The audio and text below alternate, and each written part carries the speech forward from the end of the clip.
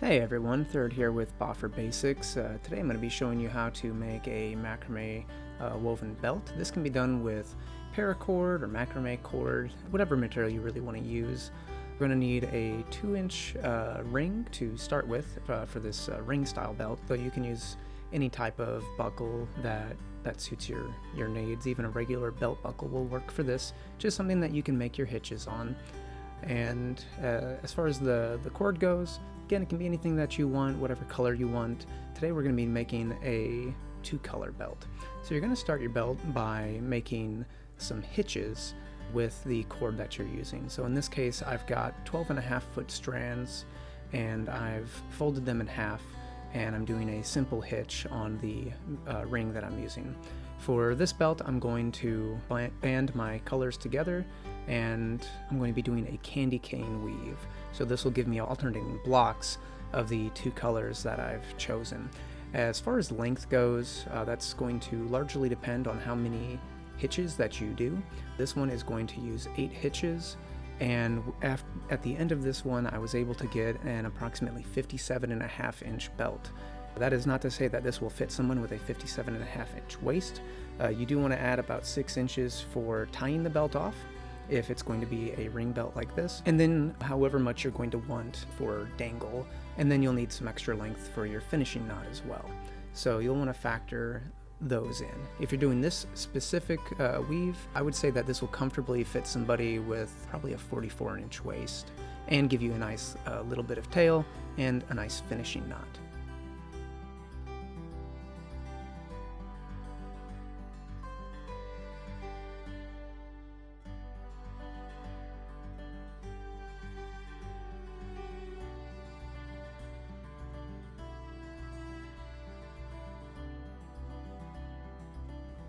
Alright, now that I've gotten all my hitches ready, I'm going to go ahead and start with the weave.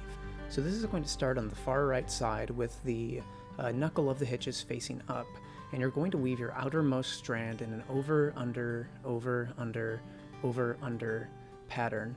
And when you get to the very end of this, you should see your working strand completely interwoven with the running strands of the belt.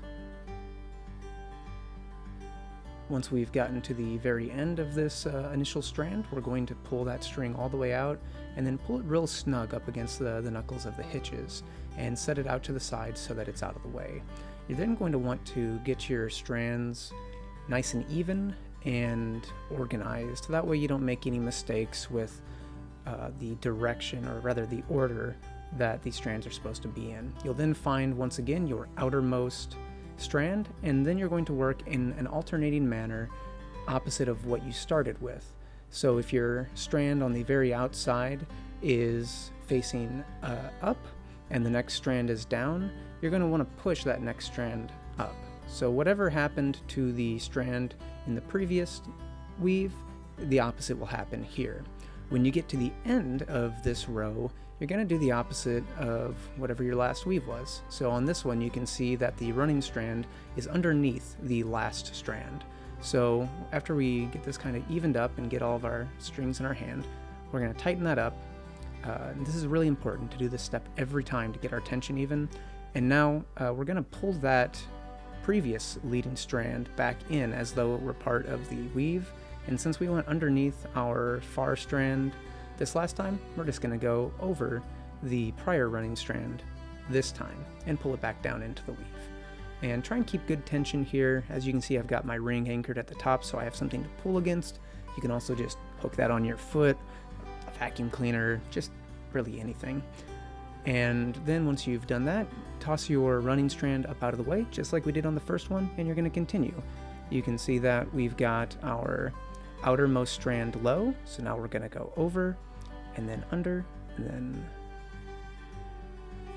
over and under, over, under, over, under. It's really easy to fall into a nice rhythm here, and if you just kind of repeat that over, under, over, under, over, under to yourself, it'll make it really easy for you to miss making mistakes. Once you make it to the end of the row, once again, we're going to pull snug. I let go of my strands here so that I couldn't really do the opposing top and bottom strands. So I didn't really get that right there. I'm just pulling everything tight with my fingers, but you can always pick it back up like this and pull it tight. Make sure that's not a step that you forget. It's really easy for your belt to end up with a kind of wandering edge if you don't make sure that you're getting your tension correct. I'm going to go ahead and do a bunch more weaving here, and we'll see what it'll look like after a bit more, and then we'll talk a little bit about finishing up.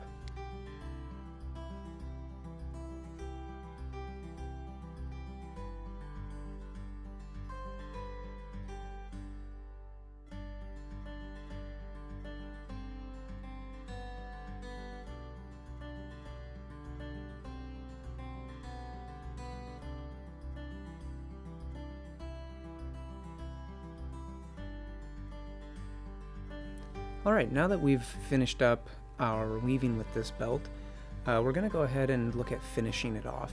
So you're going to want to make sure that you've got a little bit of tail left so that you can do your finishing knot.